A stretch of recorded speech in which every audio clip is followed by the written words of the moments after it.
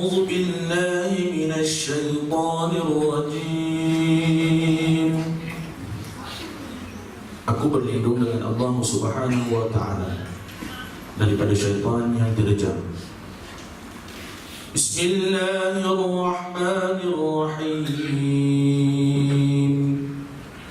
Dengan nama Allah yang Maha Pemurah lagi Maha Penyayang. Ya bani yadhhabu fatahassasu min Yusuf wa akhihi wa la tay'asu min rawhillah innahu la yay'asu min rawhillah illa al-qawmul kafirun. Sambungan daripada tema ayat kisah Nabi Yusuf alaihissalam dengan saudara-saudaranya. Pada ayat yang ke-87 Allah Subhanahu wa Ta'ala berfirman yang bermaksud, wahai anak-anakku, pergilah kamu, maka carilah berita tentang Yusuf dan saudaranya, dan jangan kamu berputus asa daripada rahmat Allah Subhanahu wa Ta'ala. Sesungguhnya tidak berputus asa daripada rahmat Allah melainkan kaum yang kafir. Falamma dakhalu alayhi qalu ya ayyuhal aziz massana wa ahlana ad-durru wa ji'na bibida'atin muzdatin fa'awfi lana al-kayla wa tasaddaq alayna inna Allaha yajzil mutasaddiqin. Maka ketika mereka masuk ke tempat Yusuf, mereka berkata, wahai Al-Aziz, kami dan keluarga kami telah ditimpa kesengsaraan, dan kami datang membawa barang-barang yang tidak berharga. Maka sempurnakanlah sukatan untuk kami dan bersedekahlah kepada kami. Sesungguhnya Allah Maha memberi balasan kepada orang yang bersedekah. Qala hal alimtum ma fa'altum bi Yusuf wa akhihi idh antum jahilun. Yusuf berkata, apakah kamu mengetahui keburukan apa yang telah kamu lakukan terhadap Yusuf dan saudara-saudaranya ketika kamu tidak mengetahui akibat perbuatanmu itu? Qalu a innaka la anta Yusuf qala ana Yusuf wa hadha akhi qad manna Allahu alayna innahu man yattaqi wa yasbir fa inna Allah la yudhi'u ajra al-muhsinin. Mereka berkata, apakah kamu benar-benar Yusuf? Lalu Yusuf alaihissalam menjawab, akulah Yusuf dan ini saudaraku.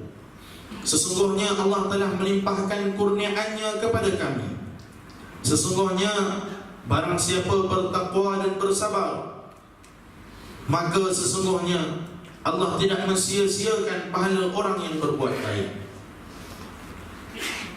Qalu tallahi laqad asaraka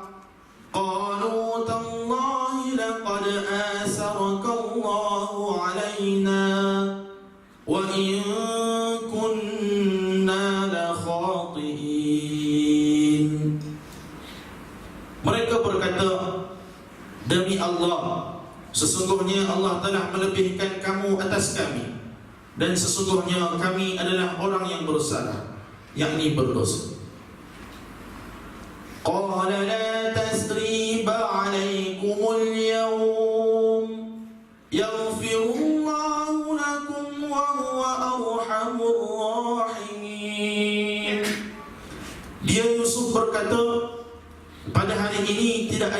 cercaan terhadap kamu. Mudah-mudahan Allah mengampunkan kamu, dan Dia adalah Maha Penyayang di antara para penyayang. Izhabu biqamisi hadha fa'alquhu ala wajhi abi ya'ti basira wa'tuni bi ahlikum ajma'in wa'tuni bi ahlikum ajma'in. Pergilah kamu dengan membawa baju gamisku ini, lalu letakkanlah ke wajah ayahmu, nanti dia akan melihat kembali, dan bawalah seluruh keluargamu kepadaku. Sadaqallahul azim. Amat benarlah firman Allah Subhanahu wa taala yang Maha Agung. Bismillahirrahmanirrahim. Alhamdulillahi rabbil alamin. Wassalatu wassalamu ala asyrafil mursalin sayyidina Muhammadin wa ala alihi wa sahbihi ajma'in. Assalamualaikum warahmatullahi wabarakatuh. نوينا التعلم والتعليم تذكر والتذكير والنفع على الدفاع الإفادة والاستفادة والحث على التمسك بكتاب الله وسنة نبيه والدلالة إلى الخير والدعاء إلى الهدى ابتغاء مرضات الله وقربه وثوابه آمين اللهم آمين. Alhamdulillah, bertemu lagi dalam Jalsatul Itsnain, membaca kitab Mukhtasar Sahih Al-Bukhari setelah beberapa masa yang kita lapangkan, masa dan juga peluang yang diberikan oleh Allah untuk bermujahadah dan beribadah lebih di bulan Ramadan Al-Mubarak. Kita bertemu lagi dalam Jalsatul Itsnain di bulan ini. Harapan kita moga-moga Allah Subhanahu wa taala di hari pembukaan Jalsatul Itsnain pada malam hari ini Allah tambahkan semangat kita untuk belajar mendalami hadis Nabi sallallahu alaihi wasallam, diberikan oleh Allah Subhanahu wa taala makna yang tersirat dan yang tersurat, sehingga perjalanan hidup kita ini terbimbing dengan bimbingan hadis Nabi Muhammad sallallahu alaihi wasallam, yaitu sebaik-baik percakapan setelah percakapan Allah Subhanahu wa taala. Yang disimpan di dalam percakapan itu hidayah dan juga petunjuk. Mudah-mudahan Allah Subhanahu wa taala memberikan kepada kita ilmu yang bermanfaat dan penghayatan kepada hadis Nabi sallallahu alaihi wasallam. Amin Allahumma amin. Bismillahirrahmanirrahim. Kitab Mukhtasar Sahih Al-Bukhari disusun Imam Zabidi rahimahullah, nafa'ana bihi bi ulumihi fid darain. Amin Allahumma amin. Muka surat ke-116, muka surat 116, hadis yang ke-263. Babu ma jaa fil qiblati wa man lam yara al-i'adata 'ala man saha fa shalla ila ghairi al-qiblah. Bab ke-25, apa yang dikatakan tentang menghadap kiblat, dan siapa pun yang berfikir bahawa tidaklah perlu mengulang salatnya apabila keliru menghadapkan wajahnya ke arah lain bukan ke arah kiblat.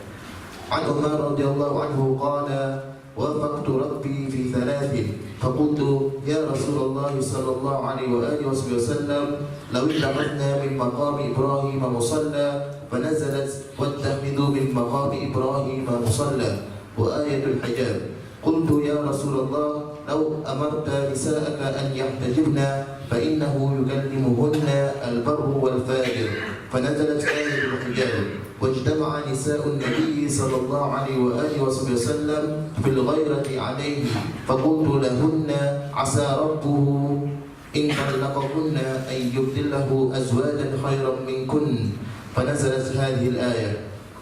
Diriwayatkan dari Umar bin Khattab radhiyallahu anhu, Tuhanku menyetujui aku dalam 3 hal.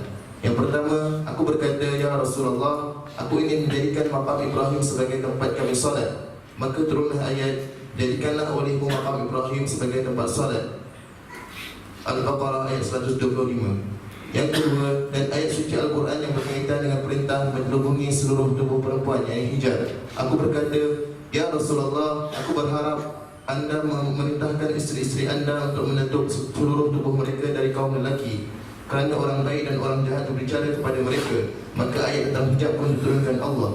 Yang ketiga, sekali waktu isteri-isteri Nabi Muhammad SAW bersekongkol untuk menentangnya, dan aku berkata kepada mereka, mungkin saja Nabi SAW menceraikan kalian semua, dan Tuhannya Allah akan memberinya isteri-isteri yang lebih baik dari kalian.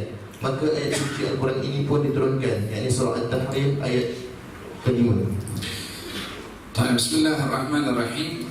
Hadis yang ke-263 tentang orang yang salat menghadap ke arah selain kiblat. Orang yang salat menghadap kepada arah selain al-qiblah dengan sebab tidak mengetahui di manakah arah sebenar kiblat, baik itu ketika sedang bermusafir ataupun dalam di atas kapal terbang ataupun di atas kapal layar di atas laut dan seterusnya. Maka apakah hukum seseorang salat tidak menghadap kepada al-qiblah? Kita mengetahui bahwasanya salah satu syarat sah salat adalah menghadap al-qiblah, seperti mana dalam Al-Quran Al-Karim Allah Subhanahu wa taala berfirman, "Fawalli wajhaka syatral masjidil haram." Fawalli wajhaka syatral masjidil haram. Dalam surat Al-Baqarah Allah berfirman, "Qad nara taqalluba wajhika fis sama' falanwalliyannaka qiblatan tardaha fawalli wajhaka syatral masjidil haram wa haitsuma kuntum fawallu wujuhakum syatra." Kami telah melihat gerakan wajahmu wahai Rasulullah Muhammad ke langit, maka hadapkanlah wajahmu ke arah kiblat yang kamu sukai, dan di mana saja kamu berada menghadaplah kamu kepada arah al-qiblat. Ayat ini turun di masjid yang dinamakan Masjid Al-Qiblatain sekarang yang berada di kota Madinah. Ketika itu Nabi sedang salat. Dalam satu riwayat dikatakan kalau waktu itu Nabi sedang melakukan salat asar. Saat Nabi sedang salat, turun ayat tersebut yang memerintahkan kepada Nabi untuk menghadap kepada al-qiblah. Maka saat itu juga Nabi menghadap kepada kiblat, yakni berpusing 180 derajat untuk memenuhi perintah Allah Subhanahu wa taala, dan tidak ditunggu oleh Nabi untuk selesai daripada salat sehingga salat yang akan datang yaitu maghrib baru menghadap kepada kiblat. Tidak, tapi saat itu juga Nabi berpusing 180 derajat. Ini mengisyaratkan, menyentuh tentang kewajiban menghadap kiblat ketika melakukan salat. Dalam bab yang lalu dalam Sahih Bukhari juga diceritakan kalau baginda Rasulullah SAW ketika bermusafir dan salat di atas kendaraannya, bila mana salat sunnah Nabi salat menghadap kepada arah mana transport yang ditunggangi oleh Nabi menghadap. Tapi bila mana salat fardu Nabi turun dan Nabi menghadap kepada arah al-qiblah. Di sini menyentuh tentang dua jenis salat yang dibenarkan bagi orang bermusafir untuk menghadap kiblat atau diwajibkan menghadap kiblat, atau dibenarkan tidak menghadap kepada al-qiblat. Wajib menghadap kiblat bagi orang yang bermusafir salat di atas kendaraannya bila mana salatnya adalah salat fardu. Wajib menghadap kiblat. Wajib menghadap kiblat bila mana salatnya adalah salat fardu, walaupun di atas transport. Tetapi bila mana melakukan salat sunnah, maka diperbolehkan untuk tidak menghadap kiblat, menghadap ke arah mana saja transport yang kita naiki, maka yang demikian itu diperbolehkan, walaupun afdalnya adalah menghadap kepada al-qiblah. Bahkan sebahagian ulama mengatakan bila mana dia menghadap ke satu arah dan dia tahu arah kiblat itu di sebelah kata sebelah kanan dia, maka dia takbirnya menghadap kepada al-qiblah, barulah sambung salatnya walaupun tidak menghadap kepada al-qiblah. Ini untuk keringanan yang diberikan kepada orang yang bermusafir ketika melakukan salat sunnah di atas kendaraannya. Tapi kalau salat sunnahnya tidak di atas kendaraan, yakni di bawah, maka baik itu salat sunnah atau itu salat wajib, maka tetap wajib menghadap kepada al-qiblah. Di dalam Al-Quranul Karim Allah Subhanahu wa taala juga berfirman, fa aina tuwallu fathamma wajhullah. Di mana saja kamu menghadap, disitulah Allah Subhanahu wa taala, yakni disitulah kamu menghadap kepada Allah. Ditafsirkan ayat ini, di mana saja kita menghadap, baik itu ke arah kiblat atau bukan arah kiblat, disitulah kamu menghadap kepada Allah, adalah kepada sholat sunnah yang dilakukan di atas kendaraan. Di mana saja kita menghadap, walaupun tidak menghadap kepada al-qiblah, tetap ia menghadap kepada Allah Subhanahu wa ta'ala.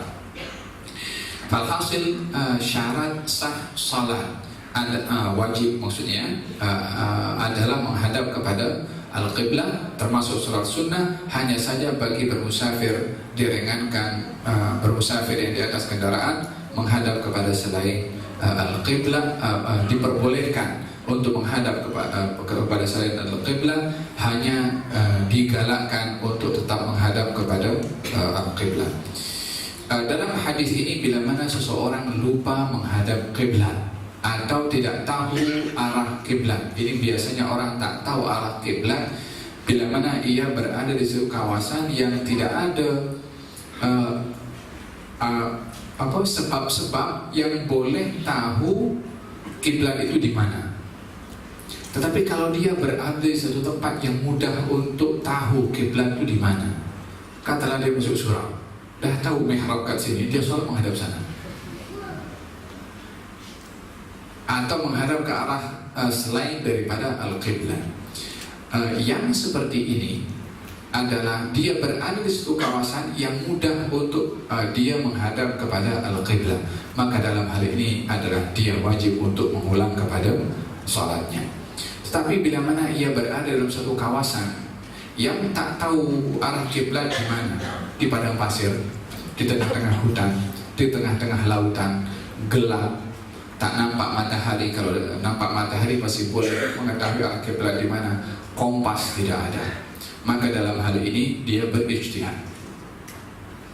Ketika seseorang tidak tahu arah kiblat itu di mana, wajib untuk berijtihad menentukan di manakah daripada 4 penjuru ini arah kiblat di mana. Alangkah baiknya bila mana ada wasilah-wasilah yang boleh mengetahui arah kiblat di mana. Zaman sekarang lebih-lebih ada kompas, mudah untuk mengetahui arah kiblat, dan di situ adalah wajib mengikuti kepada sebab seperti kompas yang memberitahukan kepada kita arah kiblat itu di mana. Yakni mengambil sebab untuk tahu arah kiblat di mana sebelum kita berijtihad. Sebelum kita membuat satu pilihan arah kiblat di mana, kita perlu berusaha untuk mencari tahu arah kiblat itu di mana. Baik tanya dengan kaptennya, di mana arah kiblat, atau tanya kepada pegawai khas di situ untuk memberitahukan kepada kita di mana arah kiblat. Kalau semua tak tahu, baru di situ kita perlu untuk berijtihad. Bila mana sudah kita berijtihad dan mengatakan arah kiblat, katalah di sini, dia sholat. Kemudian selesai daripada sholat, diberitahukan kiblat kamu salah, sebelah sana kiblat. Tapi ketika selesai daripada as-salat, dalam keadaan seperti ini, ketika ketiadaan sebab untuk tahu arah kiblat itu di mana, lalu dia berijtihad dan sholat menghadap kepada satu arah yang diyakini arah itu adalah arah kiblat, selesai daripada sholat, maka diberitahukan kepadanya kalau arah kiblatnya itu salah. Apa patut dibuat oleh orang ini? Mengikut daripada beberapa pandangan, ada 3 pandangan. Yang pertama, orang yang seperti ini yang berijtihad, yang awalnya tak tahu kiblat itu di mana, lalu berijtihad, selesai daripada sholat baru diberitahukan kalau arah kiblatnya salah, maka pandangan yang pertama, orang seperti ini tidak wajib untuk mengulangi sholatnya, disebabkan oleh karena sholat yang tadi dilakukan dia sudah berusaha untuk berijtihad di manakah arah kiblat, dan dia pun sudah selesai daripada sholat, maka tidak perlu untuk mengulang salatnya. Ini yang diambil pandangan oleh ulama-ulama daripada Al-Kufah yang mengatakan tidak perlu untuk mengulang salatnya. Pandangan dari Imam Malik mengatakan bahwasanya wajib mengulang salatnya dengan menghadap kiblat yang sebenar selagi pemberitahuan kepadanya kalau dia salah salat arah kiblatnya, masih waktu salat masih ada. Diberitahukan kepadanya kalau arah kiblat yang dia menghadap kepadanya adalah salah, yakni bukan arah kiblat yang sebenar, maka selagi waktu salat itu ada, dia wajib untuk mengulangi. Dia selesai salat zuhur, kemudian duduk makan apa semua, pukul 4 diberitahukan kamu punya salat salah, masih ada setengah jam atau 40 menit lagi daripada waktu zuhur, masih ada lagi. Dalam hal ini dia wajib untuk mengulang salatnya, karena waktu salat yang dia lakukan sebentar tadi dengan arah kiblat yang salah masih ada, maka dia wajib untuk mengulang salatnya. Ini pandangan Imam Malik. Pandangan yang ketiga adalah mazhab Imam Syafi'i, mengatakan bahwasanya kalau diyakini salahnya menghadap kepada selain kiblat, baik itu dia diberitahukan kesalahan arah itu saat waktu sholat itu ada atau sudah selesai atau sudah habis waktu sholat, maka dia wajib untuk mengulang sholatnya dengan memperbetulkan menghadap kepada kiblat yang sebenar, karena syarat sah sholat itu adalah menghadap kepada al-qiblat. Sementara kalau sholat dilakukan tidak menghadap kiblat, maka wajib untuk mengulang sholatnya. Fahimtum? Al-Imam Al-Bukhari meletakkan tajuknya tak perlu mengulangi sholat kalau lupa ataupun yang tidak tentu arah kiblat itu di mana bagi orang yang bermujtahid. Seakan-akan Al-Imam Al-Bukhari lebih cenderung kepada pandangan yang mengatakan golongan Al-Kufiyin, yang mengatakan kalau dia berada dalam keadaan tidak tahu arah kiblat itu di mana, lalu dia berijtihad akan satu arah dan dia selesai daripada sholat menghadap kepada arah tersebut, ternyata diberitahukan kalau sholatnya tidak menghadap kepada kiblat yang sebenar, maka tidak wajib untuk mengulang sholatnya. Al-Imam Al-Bukhari lebih cenderung kepada pandangan yang demikian. Dalam mazhab Imam Syafi'i wajib mengulang salatnya. Faham dong? Hal berkenaan dengan orang yang salat menghadap kepada satu arah yang diberitahukan setelah itu kalau arah yang dia menghadap adalah bukan arah al-qiblah. Maka ada 3 pandangan yang saya sebutkan sebentar tadi. An Umar radhiyallahu anhu, yakni Sayyidina Umar bin Khattab, wafaqtu rabbi fi 3. Saya menepati keinginan Tuhan saya dalam 3 perkara, yakni bertepatan hukum yang turun kepada Nabi sallallahu alaihi wasallam dengan apa yang diinginkan oleh Sayyidina Umar dan diikrarkan, dibenarkan oleh Allah Subhanahu wa taala pada 3 tempat. Yakni Sayyidina Umar menginginkan satu perkara dan apa yang diinginkan oleh Sayyidina Umar itu dibenarkan oleh Allah Subhanahu wa taala. Ada berapa? Ada 3. Walaupun hakikatnya lebih daripada 3, tidak terhad kepada 3, beberapa perkara yang disebut oleh Sayyidina Umar ternyata turun ayat kepada Nabi sallallahu alaihi wasallam membenarkan sikap Sayyidina Umar bin Khattab lebih daripada 3. Akan tetapi disebutkan 3 di sini. Sayyidina Umar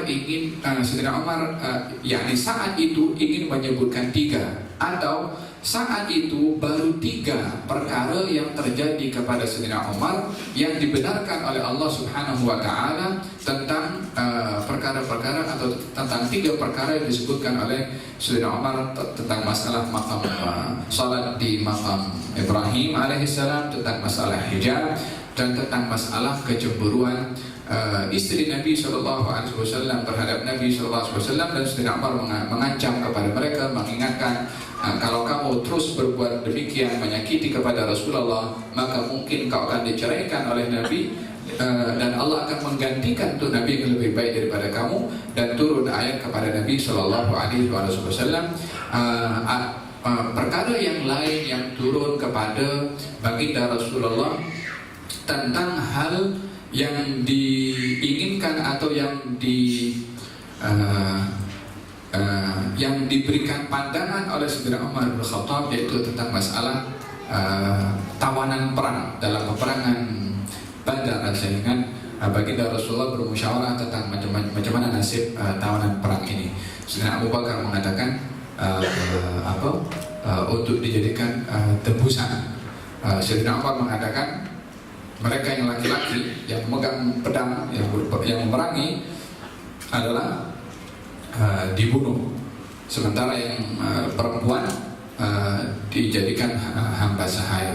Maka baginda Rasulullah waktu itu cenderung kepada pandangan Sayyidina Abu Bakar As-Siddiq. Turun firman Allah Subhanahu wa taala membenarkan pandangan Sayyidina Umar bin Khattab radhiyallahu anhu warḍah. Yani bermakna ada lebih daripada 3 perkara, tapi disebutkan 3 di sini bukan untuk membatasi. Kalau lebih daripada 3 berarti tidak betul, tidak. Yani saat itu Sayyidina Umar ingin menyebutkan 3, atau ketika Sayyidina Umar bercerita tentang hal ini baru 3 perkara yang terjadi kepada Sayyidina Umar tentang perkara-perkara yang diinginkan oleh beliau atau merupakan pandangan beliau yang dikuatkan oleh Allah Subhanahu wa taala melalui ayat-ayat Al-Qur'an Al-Karim. Oleh karena itu baginda Rasulullah sallallahu alaihi wasallam bersabda dalam satu hadis, kalau ada nabi setelah aku maka Umar. Kata baginda Rasulullah, ada di kalangan umatku ini yang diberikan oleh Allah Subhanahu wa taala ilham, atau namanya al-muhdathun. Al-muhdathun yakni orang yang mendapat ilham dari Allah Subhanahu wa taala, maka di antaranya adalah Sayyidina Umar bin Khattab radhiyallahu anhu Allah. Dan Sayyidina Umar mengatakan di sini, Tuhanku menempati perkara yang aku sebutkan dalam 3 perkara. Yang pertama adalah tentang makam Ibrahim. Yani baginda Rasulullah ketika tawaf, dan Sayyidina Umar mengatakan, ya Rasulullah, alangkah baiknya kalau makam Ibrahim ini dijadikan tempat untuk salat. Maka turun firman Allah Subhanahu wa taala, wattakhidhu min maqami Ibrahim musalla, dan jadikanlah di tempat makam Ibrahim tempat untuk salat. Yakni salat walaupun di mana saja, khususnya di tanah suci Mekah, wabil khusus lagi di dalam Masjid Al-Haram adalah lebih afdal daripada mana-mana salat di tempat yang lain. Salat di Mekah tentunya lebih baik daripada mana-mana negeri di tempat yang lain. Salat dalam Masjidil Haram adalah lebih baik daripada salat di mana saja, termasuk daripada kota Mekahnya. Salat berhampiran dengan Ka'bah lebih baik daripada salat yang berada jauh daripada Al-Ka'bah. Salat di makam Nabi Ibrahim lebih baik daripada salat-salat di sekeliling Al-Ka'bah. Dan demikian kemuliaan diletakkan oleh Allah Subhanahu wa taala di tempat-tempat tertentu walaupun ianya nampak adalah satu kawasan. Hikmah di sebalik melakukan salat di belakang Nabi Ibrahim atau makam Ibrahim alaihissalam adalah zikra, memperingati atau mengingati tentang Tuhan mempunyai tapak kaki itu, yaitu Nabi Ibrahim alaihissalam sebagai seorang Nabi dan Rasul yang mempunyai kisah tersendiri di dalam Al-Quranul Karim, sehingga salat di belakang makam Ibrahim adalah membayangkan, mengingati tentang perjuangan orang yang tapak kakinya itu dikekalkan, dan kita diperintahkan untuk salat di belakang bekas tapak kaki Nabi Ibrahim. Ini menghormati, menghargai azhar salihin, kesan-kesan daripada orang-orang yang saleh, baik itu bil khusus kalangan para anbiya dan juga kalangan para rasul, dan juga orang-orang yang saleh daripada kalangan hamba-hamba Allah Subhanahu wa taala yang mengingati mereka melalui peninggalan-peninggalan yang ditinggalkan oleh mereka, bahagian daripada sunnatullah yang ditetapkan oleh Allah Subhanahu wa taala di dalam Al-Qur'anul Karim. Baginda Rasulullah sallallahu alaihi wasallam ketika meninggal dunia, Siti Aisyah menyimpan baju yang dipakai oleh Nabi untuk ditunjukkan kepada kepada generasi yang setelah baginda Rasulullah untuk memberitahukan kepada mereka, bukan nak tunjuk bajunya sahaja, tetapi untuk memberikan makna yang tersimpan di sebalik tuan empunyanya baju yang memakai baju itu, daripada simbol kesederhanaan baju dan kemuliaan orang yang memakai baju tersebut. Maka Siti Aisyah menyimpannya, Anas bin Malik menyimpan ciara Nabi SAW. Wahakala di dalam sejarah ada Khalid bin Walid simpan rambut Nabi, Utsman bin Affan simpan kuku Nabi SAW, Ummu Salamah simpan baju Nabi. Kalau orang datang dalam keadaan sakit, diambil baju Nabi, dituangkan air, diperas, kemudian diminumkan kepada orang yang sakit, yakni untuk mengambil iktibar dan barakah di sebalik peninggalan para nabi dan juga para rasul dan juga para kalangan aulia, orang-orang yang mulia di sisi Allah Subhanahu wa taala.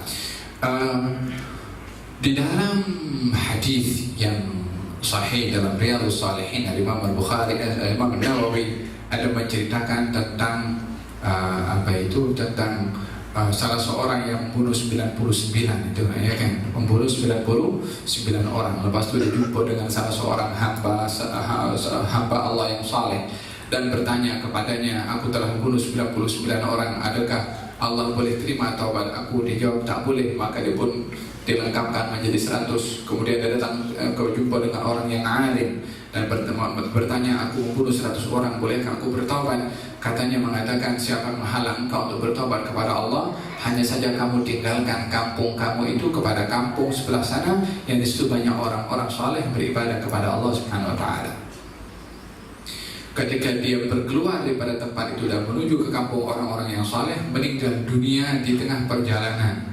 Ketika meninggal dunia di tengah perjalanan, datang malaikat azab dan malaikat rahmat. Maka malaikat azab nak bawa kepada azab, malaikat rahmat nak bawa ke syurga. Maka kata malaikat rahmat mengatakan, ini orang keluar untuk bertobat kepada Allah. Kata malaikat azab mengatakan, tapi dia 100 orang dibunuh, ini melakukan satu jenayah yang besar. Maka diturunkan oleh Allah Subhanahu wa taala malaikat hakim yang menentukan yang mana berhak untuk mengambil nyawa orang ini. Ternyata dibawa oleh malaikat rahmat disebabkan oleh kerana tampak tanah di mana badan orang yang membunuh 100 orang itu meninggal dunia lebih hampir kepada kampung orang-orang yang saleh, sehingga tanahnya lebih dekat. Dia orang salehnya bukan duduk situ, orang saleh di kampung tuh. Tapi kawasan orang yang membunuh itu meninggal di tempat yang dekat tanahnya bukan orangnya lagi, tanahnya dekat dengan tanah orang-orang yang saleh. Orang itu dibawa oleh malaikat rahmat untuk dimasukkan syurga Allah Subhanahu wa taala. Itu baru tanah, belum dipijak pun. Bagaimana kalau selain daripada tanah yang dipakai, baik itu bajunya atau tongkatnya atau hal selainnya, ini sama sekali tidak ada kaitan langsung dengan masalah menyekutukan Allah Subhanahu wa taala dengan mengambil berkat daripada orang-orang yang saleh, karena memang daripada keberkatan itu diletakkan oleh Allah Subhanahu wa taala. Kalau tidak, apa yang menyebabkan orang ini 100 orang dibunuh kemudian diselamatkan hanya karena meninggal di sebuah kawasan yang berhampiran dengan kampung orang-orang yang saleh? Hakala di dalam Al-Quranul Karim Allah Subhanahu wa taala berfirman dalam surat apa? Dalam surat Al-Kahfi. Dalam surat Al-Kahfi. Apa kata Allah Subhanahu wa taala? Wa ammal jidaru fakana li ghulamaini yatimaini wa kana tahtahu kanzun lahumā wa kana abuhuma shalih. Adapun dinding rumah yang nak roboh itu dibangun oleh Khidir alaihissalam. Kata Allah Subhanahu wa taala, al-jidar, adapun dinding rumah itu yang nak roboh dan dibangunkan oleh Khidir, fakana li ghulamain. Dinding rumah itu milik dua anak kecil yatimain. Kedua anak itu adalah anak yatim. Wa kana tahtahu kanzun lahumā.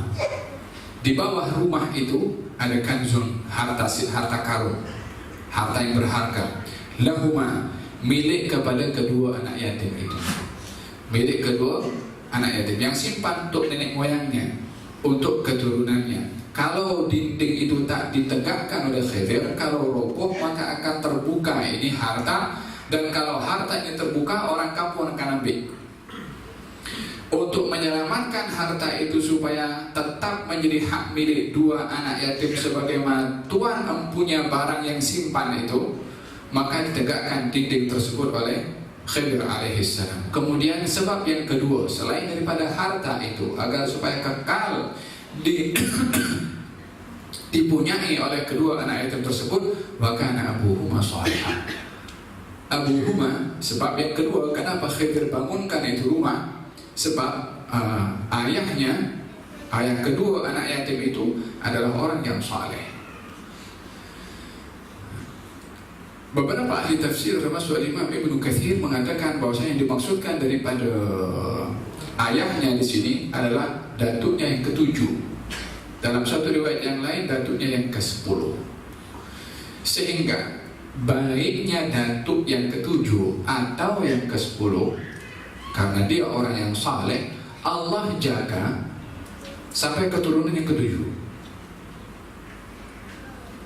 Wa kana abuhuma shalihah. Yang saleh bapaknya atau datuknya itu dijaga oleh Allah, dan dihantarkan Khidir dan Musa untuk membangun itu rumah karena keberkatan orang yang saleh di sisi Allah Subhanahu wa ta'ala. Maka kata dalam Imam Asy-Syaukani ketika menafsirkan tentang ayat ini, mengatakan menukil sebuah hadis Nabi sallallahu alaihi wasallam, innallaha la yahfadhu birrajuli salih waladahu wa walada waladihi wad duwairat allati haulahu.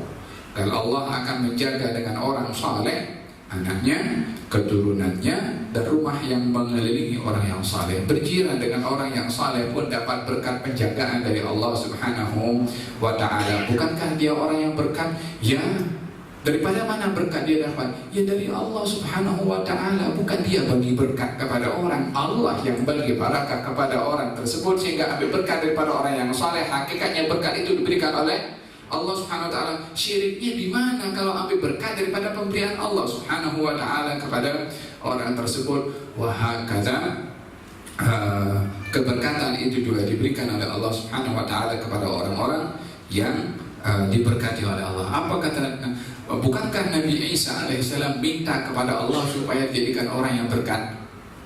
Wa ja'alani mubarakan, Allah menjadikan saya orang yang membawa berkat. Faham dong, dan keberkatan itu terkadang ada kepada orang, ada terkadang kepada tempat, ada kepada negeri, ada kepada masjid, ada kepada berbagai macam perkara yang disimpan oleh Allah Subhanahu wa ta'ala. Nanti dalam bacaan surat Yusuf yang dibaca sebentar tadi, apa yang menyebabkan Nabi Ya'qub alaihissalam dapat melihat setelah sekian lama matanya tidak dapat melihat karena sedih berpisah dengan Nabi Yusuf? Apa yang menyebabkan? Minum obat? Pergi dokter? Yang menyebabkan adalah baju yang dipakai oleh Nabi Yusuf dilemparkan kepada wajahnya terus dapat tengok. Adakah dalam baju itu ada obat mata ke, ada ramuan obat yang dibuat diletakkan dalam baju? Tak ada apa, itu baju yang ada banyak keringatnya Nabi Yusuf. Mungkin apa saja yang lekat dalam badan Yusuf itu yang ada pada baju tersebut. Apa? Adakah karena baju? Bukankah itu kain biasa dipakai juga oleh orang lain juga? Bukan. Nah, kainnya memang mungkin kain biasa atau orang lain pun boleh pakai, tapi yang pakai bukan sembarang orang.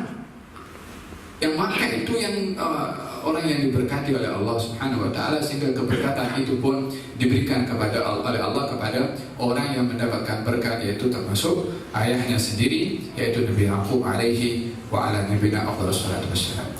Apa yang menyebabkan orang pergi sa'i antara Safa dengan Marwah? Kenapa mesti antara dua tempat? Kita mesti berlari-lari kecil, namanya saja sa'i. Apa sebabnya? Kalau bukan karena mengingati perjuangan seorang wanita salehah yang namanya Hajar, walaupun 3000 tahun yang lalu, mungkin lebih daripada itu, daripada kita mesti Hajar. Untuk apa? Sampai bila itu, selagi Ka'bah masih ada, selagi masih ada orang pergi ke haji, tak sah haji seseorang kecuali lari-lari kecil. Untuk apa? Bukan exercise, bukan juga hanya tahu itu rukun haji tanpa ada penghayatan. Kenapa kita mesti lari-lari kecil? Kenapa kita mesti sholat di makam Ibrahim alaihissalam? Kenapa kita mesti pergi ke Mina? Kenapa kita mesti berada di Musdalifah? Kenapa kita mesti lontar batu di situ? Syaitan diikatkan di situ. Kesemuanya simbol tentang athar peninggalan orang-orang yang saleh. Melempar itu di jumrah disebabkan perbuatan Nabi Ibrahim ketika melempar kepada syaitan. Menyembelih di Mina akan mengingatkan daripada seorang yang mengorbankan cintanya kepada anaknya demi cintanya kepada Allah Subhanahu wa taala, dan seorang anak yang mengorbankan nyawanya demi mematuhi kepada keinginan ayahnya yang sedang mematuhi perintah Allah Subhanahu wa taala. Simbol kepada ketaatan kepada Allah Subhanahu wa taala walaupun nyawa yang dikorbankan. Itu penghayatan yang perlu kita ambil daripada penyembelihan binatang korban di Mina.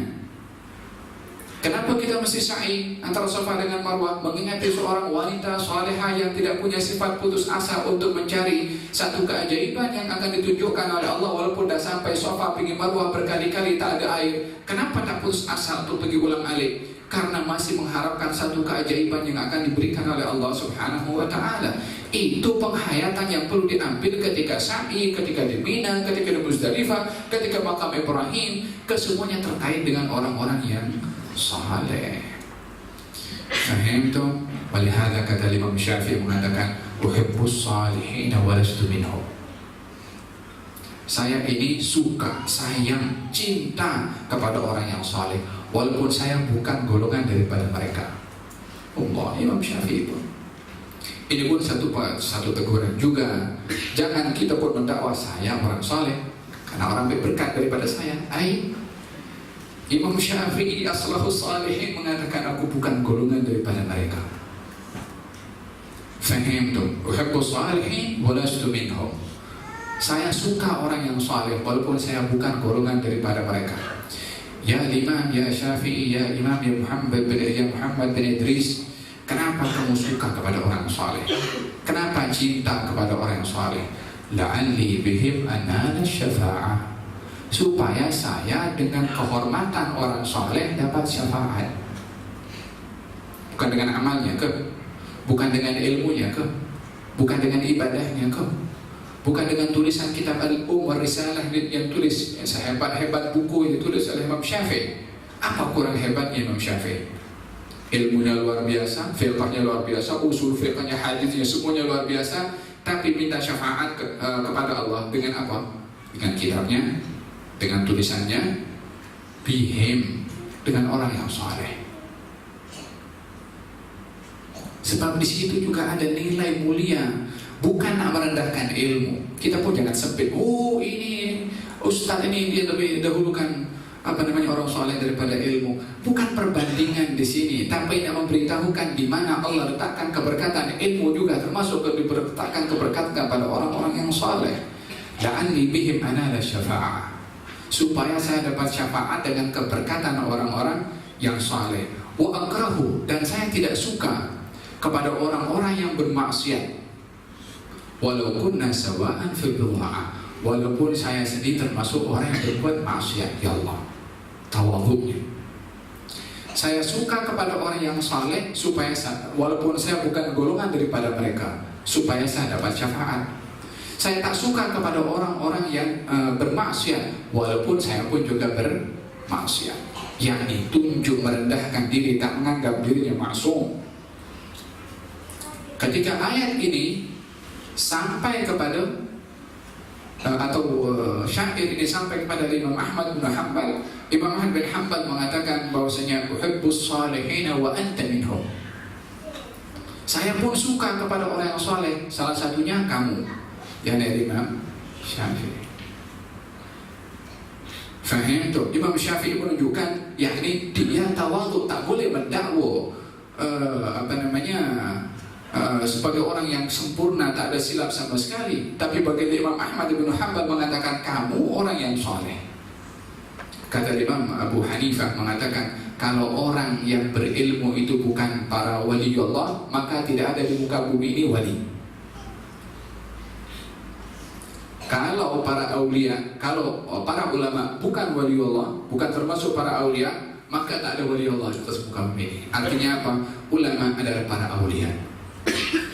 Faham dong kemuliaan seseorang. Wilayah seseorang tidak ada yang lebih tinggi daripada wilayah keilmuan.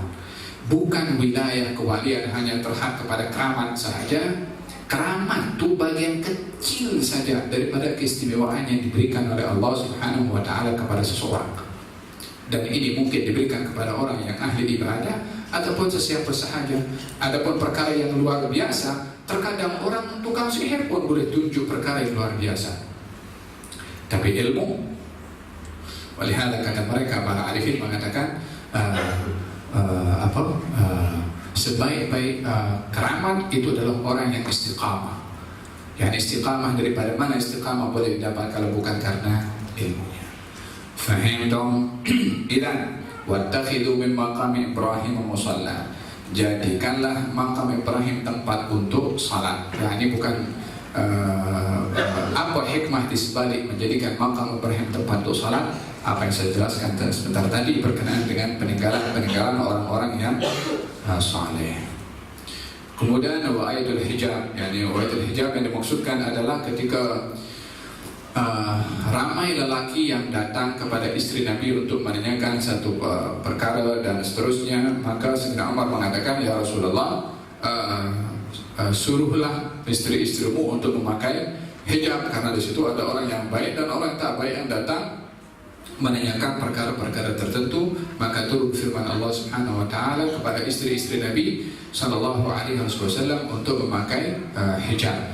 Dan yang ketiga adalah tentang kecemburuan istri-istri Nabi yang diingatkan oleh Sayyidina Umar, kalau kamu terus melakukan demikian kepada Rasulullah, maka mungkin saja kamu akan diceraikan dan Allah akan menggantikan untuk Nabi yang lebih baik daripada kamu semua. Maka turun firman Allah dalam surat At-Tahrim, asa rabbuhu in talaqakunna ayyubdilahu azwajan khairan minkunna muslimatin mu'minatin qanitatin taibatin saihatin thayyibatin wa abkara.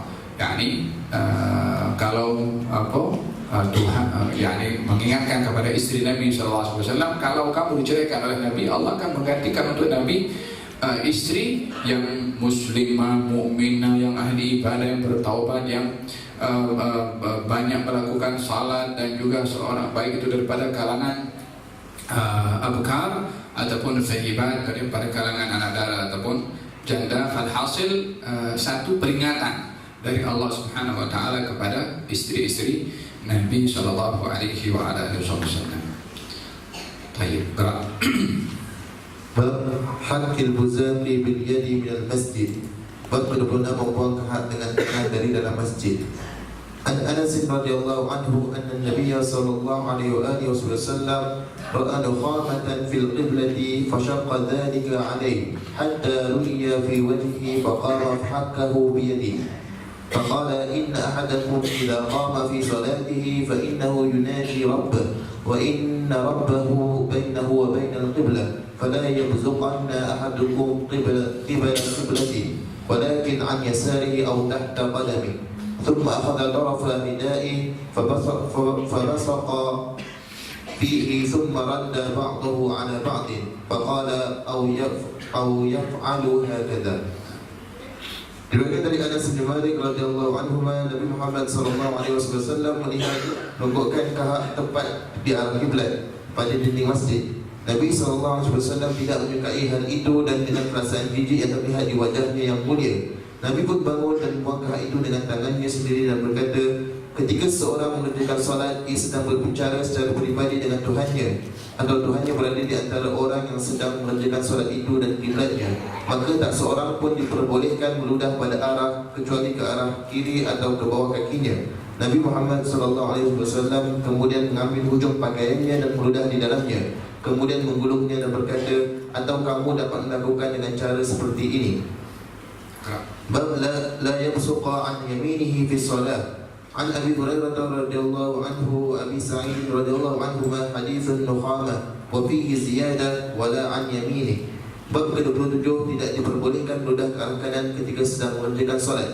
Diriwayatkan dari Abu Hurairah dan Abu Sa'id radhiyallahu anhu hadis tentang meludah dengan tambahan janganlah meludah ke arah kanan.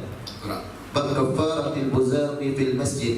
عن أنس رضي الله عنه قال قال النبي صلى الله عليه وسلم البزاق في المسجد خطيئة وكفارتها دفنها. Bab ke-28 kafarah meludah di dalam masjid. Diriwayatkan dari Anas bin Malik radhiyallahu anhu, Nabi Muhammad sallallahu alaihi wasallam bersabda, meludah di dalam masjid adalah sebuah dosa dan kafarahnya adalah dengan menguburnya, yakni membuangnya. Nah, dahulu masjid bawahnya ini atau bawahnya adalah dalam bentuk tanah dan mereka sujud dan sholat di atas tanah. Tidak ada karpet ataupun alas yang mengalasi mereka sholat.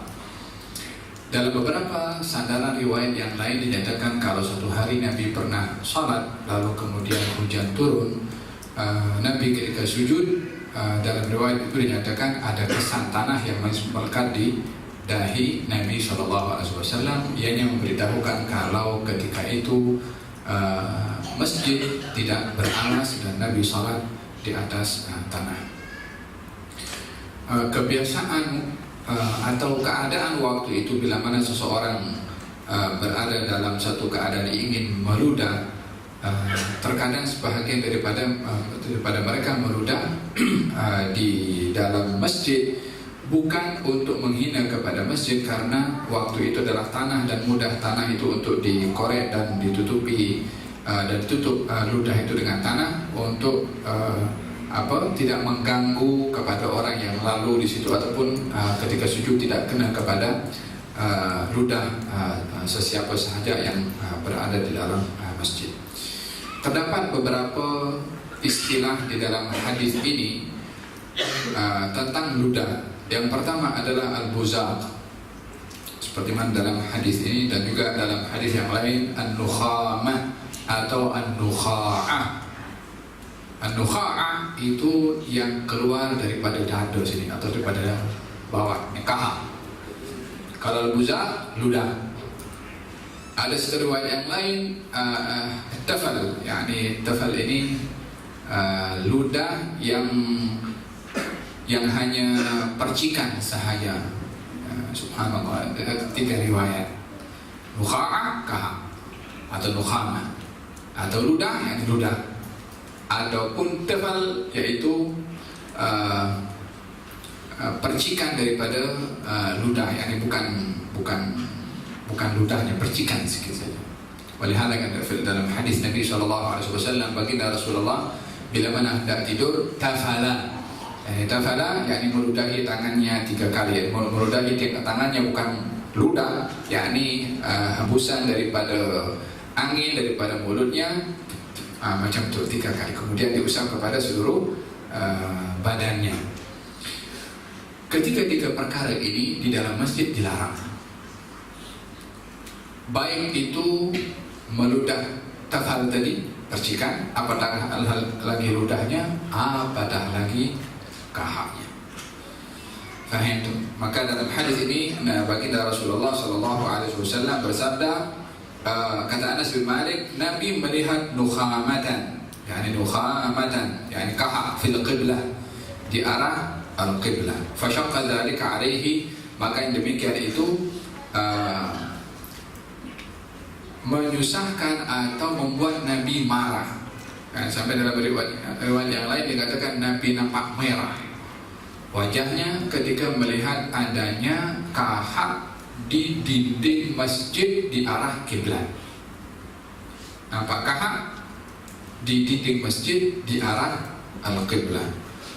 Hatta ruya fi wajhihi, nampak kesan marah Nabi SAW pada wajahnya, dan ini adalah merupakan simbol kalau perbuatan itu adalah perbuatan yang tidak disukai oleh Nabi. Dan bukan hanya satu perbuatan yang tidak disukai sahaja, tapi disikapi dengan marah. Maknanya ini, walihada dikatakan bahwasanya melakukan meludah di masjid adalah merupakan satu perkara dosa, sebagaimana dalam hadis yang akan disebutkan. Maka baginda Rasulullah SAW faqama fahakkahu biyadi, Nabi bangkit sendiri dan Nabi bersihkan dengan tangannya. Maksud membersihkan dengan tangannya bukan dengan tangan Nabi bersihkan itu kahak, tidak. Nabi membersihkan dengan sendirinya, baik itu dengan menggunakan kayu atau menggunakan sesuatu yang dipegang oleh Nabi untuk membersihkan kahak yang melekat di dinding tersebut. Karena membersihkan dengan tangan pun juga akan menyebabkan kotornya tangan tersebut dengan kahak. Maksudnya menggunakan sesuatu untuk dibersihkan daripada dinding masjid. Maka kata baginda Rasulullah sallallahu alaihi wasallam bersabda, "Inna ahadakum idza qama fi salatihi." Sesungguhnya salah seorang daripada kamu bila mana berdiri pada salatnya, fa innahu yunaji rabbahu. Sesungguhnya dia berbicara, bermunajat kepada Tuhannya. Wa inna rabbahu bainahu wa bainal qiblah. Sesungguhnya Tuhannya adalah antara dirinya dan juga qiblah. Apa maksud Tuhannya antara diri orang yang salat dan qiblah? Adakah Allah ada di tengah-tengah situ? Ini bukan menunjukkan tempat dan tidak difahami hadis seperti ini secara literasi, secara zahir, tetapi difahami makna yang tersimpan di dalam makna hadis tersebut. Alangkah banyaknya di dalam Al-Quranul Karim Allah menyebutkan tentang ayat-ayat atau lafaz-lafaz yang bersifat simbolik yang tidak boleh difahami secara zahir, secara makna yang tertulis di situ, akan tapi ditakwil, ditafsirkan. Contohnya di dalam surat Yusuf, Allah Subhanahu wa taala berfirman, was'alil qaryah, tanyalah kepada kampung. Yani ketika adik-beradik Nabi Yusuf datang kepada Nabi Yakub dan mengatakan bahwasanya adik bungsunya yang bernama Bunyamin dituduh mencuri dan ditangkap, kata adik-beradiknya mengatakan, kalau kamu wahai ayahku tidak percaya, tanyalah kepada kampung itu, yakni negeri Mesir itu. Suruh tanya kepada kampung, maksudnya adalah tanya kepada penduduk kampung, yakni sebagai mubalaghah, untuk memberitahukan satu negeri tahu. Yang ditanyalah kepada kampung maknanya satu negeri tahu semua. Kalau perbuatan itu kes itu dituduhkan kepada Bunyamin. Dalam Al-Quranul Karim juga Allah Subhanahu wa taala berfirman tentang kisah Siti Maryam alaiha wa ala nabiyina afdhalus salatu wassalam, ketika didatangi oleh Jibril alaihissalam.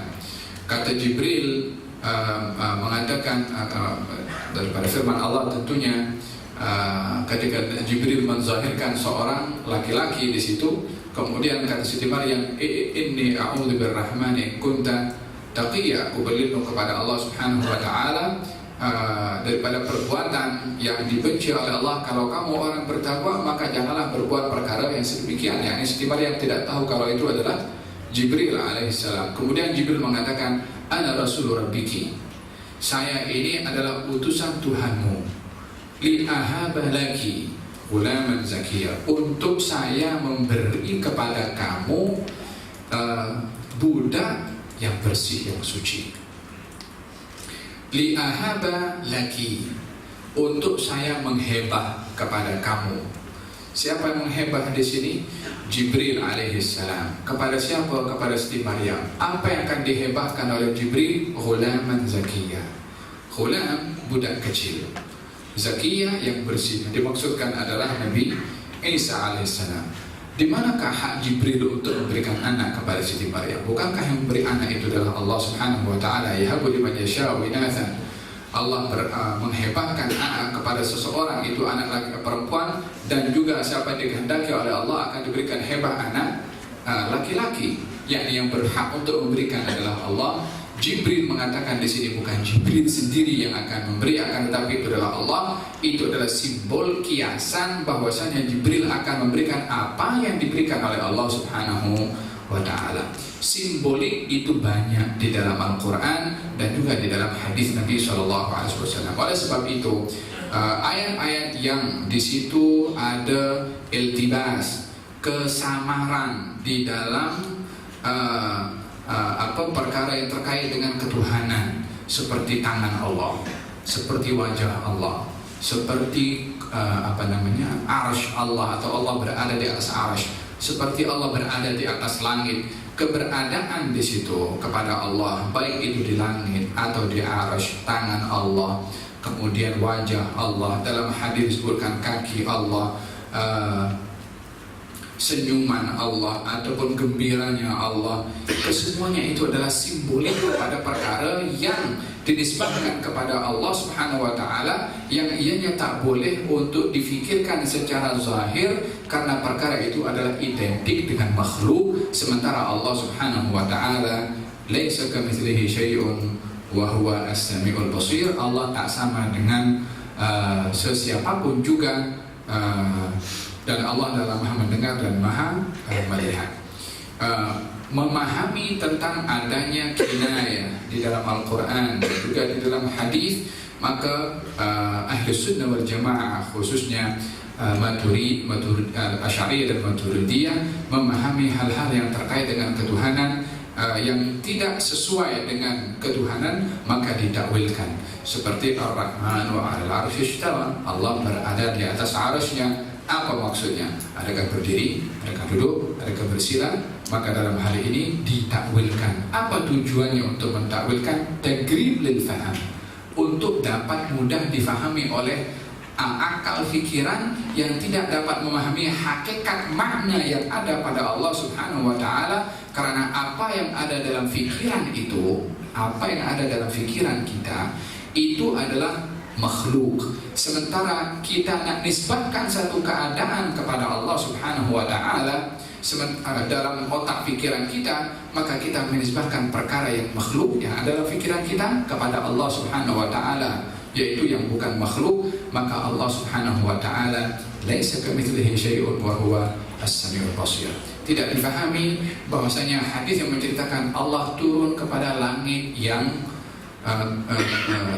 dekat dengan dunia, dalam Sahih Muslim dinyatakan setiap malam 1/3 malam Allah turun kepada langit yang dekat dengan dunia dan memanggil kepada hambanya, adakah di antara kamu ada yang minta ampun untuk ampunkan, ada di antara kamu yang ada hajat untuk penuhi hajatnya. Kalimat turun daripada kepada langit yang dekat dengan dunia, kalau dibayangkan dalam otak pikiran kita, artinya turun daripada atas ke bawah. Kalau turun daripada atas ke bawah, adanya ruang kosong di atas karena yang di atas turun ke bawah. Kalau begitu, adanya tempat pada Allah di atas yang ditinggalkan ketika Allah berpindah ke bawah. Ini adalah satu pembatasan kepada ketuhanan atau Allah Subhanahu wa taala yang tidak boleh dibatasi, la tempat wala arah. Karena yang namanya tempat mesti ada batasan, yang namanya arah maka akan menyebabkan kosongnya arah yang berlawanan. Kalau dikatakan seorang itu ada di arah barat, tak mungkin ada di arah timur. Kalau ada di arah utara, tak mungkin ada di arah selatan. Kalau begitu adanya kekosongan pada Allah Subhanahu wa taala. Kalau di barat berarti Allah tidak di timur. Ini tidak berlaku kepada Allah Subhanahu wa taala. Maka Imam Abu Hasan Al-Asy'ari, Imam Abu Mansur Al-Maturidi mengatakan menakwilkan ayat-ayat yang boleh disalahfahami oleh akal fikiran manusia, maka mentakwilkan, yakni ingin mendekatkan pemahaman tentang Allah Subhanahu wa taala, baik itu kata Allah di langit ataupun di arsy dan lain sebagainya. Tangan Allah Subhanahu wa taala, yadullah fawqa aydihim, tangan Allah di atas tangan mereka. Wa yabqa wajhu rabbika dzul jalali wal ikram, akan kekal wajah Tuhanmu yang maha mulia dan yang maha agung. Ayat-ayat yang seperti ini adalah ditafsirkan, ditakwilkan tagriban lil faham, untuk mudah difahami. Hakikat makna yang sebenar hanya Allah yang tahu. Oleh sebab itu dalam mazhab Ahlussunnah ada dua perkara. Yang pertama namanya tafwid. Tafwid menyerahkan makna sebenar kepada Allah. Apa arti tangan Allah di atas tangan mereka? Artinya adalah hanya Allah yang tahu. Apakah arti Ar-Rahman wa 'alal 'arsy istawa? Allah berada di atas arsy-Nya, hanya Allah yang tahu. Yani tafwid, menyerahkan. Amir ruha kama ja'at, sebagaimana dikatakan dalam ilmu ulumul Quran. Amir ruha kama ja'at, bacalah ayat itu sebagaimana ayat itu disebut oleh Allah, tanpa menafsirkan maknanya apa makna daripada tangan Allah, wala wajah Allah, wala Allahumma shalli ala sayyidina Muhammad, keberadaan Allah di atas arasy-Nya, amiruha kama jaa, lalui saja seperti itu.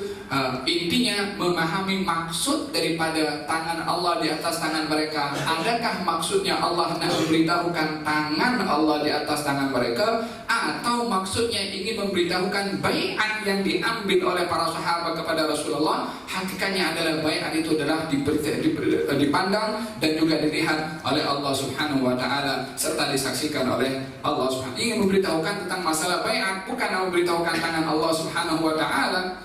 Ayatnya kan bercerita tentang baiat. Innal ladzina yubayyi'unaka innama yubayyi'una Allah. Orang yang berbaiat kepada engkau hakikatnya berbaiat kepada Allah Subhanahu wa taala. Ayat ini menceritakan tentang masalah baiat yang orang duk sibuk tangan Allah dan seterusnya itu lupa kepada intipati ayat itu kepada baiatnya. Maka dalam hal ini ahli sunnah wal jamaah dua pandangan, ya, daripada Maturidiyah dan juga Imam Abul Hasan al-Asy'ari. Tafwid, serahkan maknanya kepada Allah Subhanahu wa taala tanpa kita nak memperbahaskan adanya takwil atau tidak takwil. Amiruha kama jaa, apa yang makna Allah di atas arasy, wa tangan Allah hanya Allah yang tahu. Tanpa menisbahkan Allah punya tangan, tapi kita tak tahu tangannya macam mana. Ini sudah menisbahkan keanggotaan kepada Allah Subhanahu wa taala. Adapun yang kedua diambil langkah oleh Ahlus Sunnah wal Jamaah, takwil. Takwil ini adalah satu usaha pendekatan kepada orang yang ingin tahu apa makna tangan Allah Subhanahu wa taala adalah dia kekuatan Allah. Wala apa maksud daripada Allah Subhanahu wa taala? Wa nahnu aqrabu ilaihi min hablil warid. Allah Subhanahu wa taala lebih dekat kepada hambanya daripada urat yang ada di lehernya. Adakah maknanya Allah berada dalam urat leher itu? Maknanya adalah pengetahuan Allah Subhanahu wa taala. Takwil itu ingin membuat satu pendekatan agar supaya orang boleh paham sedikit daripada yang tersirat daripada firman Allah Subhanahu wa taala. Faham tu? Kita tidak boleh tergelincir dengan satu akidah yang menjadi satu pegangan kepada golongan Bani Israel dahulu yang ingin menjadikan ketuhanan atau keyakinan mereka kepada Tuhan dalam bentuk fisikal. Tapi lebih kita menyikapi kepada Tuhan, kepada Allah Subhanahu wa taala dengan konsep iman. Bani Israel ketika diselamatkan oleh Nabi Musa alaihissalam daripada kejaran Firaun, naik ke tepi pantai, jumpa dengan satu golongan yang menyembah kepada patung. Kata mereka, "Ya Musa, ij'alna alihatan kama lahum alihah." Wahai Musa, jadikan untuk kami Tuhan-Tuhan seperti mana Tuhan-Tuhan mereka itu. Ini baru saja nampak satu keajaiban, lautan terbelah dua, kemudian angin datang mengeringkan laluan mereka, menampak Fir'aun ditenggelamkan, nampak satu keajaiban yang luar biasa. Mengatakan kepada Musa, minta Tuhan yang fisikal. Dimarah oleh Nabi Musa alaihissalam. Kemudian satu perjalanan Nabi Musa ketika ingin berjumpa dengan Allah Subhanahu wa taala selama 40 hari dan diamanahkan Nabi Harun untuk menjaga kepada Bani Israel. Mereka bikin itu lembu buatan sendiri daripada perhiasan-perhiasan kaum wanita Bani Israel. Ini ada Tuhan kamu, sujud mereka kepada Tuhan, buatan tangan sendiri. Belajar untuk menyikapi Allah Subhanahu wa taala daripada konsep keagungan Allah tanpa kita menisbahkan hal-hal yang bersifat fisikal kepada Allah Subhanahu wa taala. Sikapilah dengan keimanan tentang kesempurnaan Allah Subhanahu wa taala, suci daripada segala kekurangan dan segala keaiban. Baik. Fa wa inna rabbahu bainahu wa baina al-qiblah. Sesungguhnya Tuhannya antara dia dan di antara al-qiblah. Wala yabzuqanna ahadukum qiblatihi, maka janganlah seorang daripada kamu meludah ke arah qiblatnya. Terjadi perbezaan pandangan ulama. Larangan meludah, baik itu kahak atau itu ludah, ataupun itu sedikit saja daripada percikan ludah, adakah ianya larangan haram atau larangan makruh? Larangan yang haram atau larangan yang makruh? Ramai daripada mereka para ulama mengatakan kalau meludahnya saat berada dalam salat itu adalah satu ludah yang haram. Baik itu di dalam masjid atau di luar masjid. Sebab yang ditujukan di sini adalah arah kiblatnya. Arah kiblatnya. Kalaupun di luar masjid tetap dia menghadap kepada al-qiblah. Kalau meludah pun ke hadapan, maksudnya meludah ke arah al-qiblah. Apatah lagi di masjid adalah merupakan satu yang lebih dahsyat lah. Sudahlah kalau di luar masjid saja tidak diperbolehkan, apatah lagi di dalam masjid. Ini yang pertama. Adapun bila mana di luar masjid, tidak berada dalam keadaan as-salat.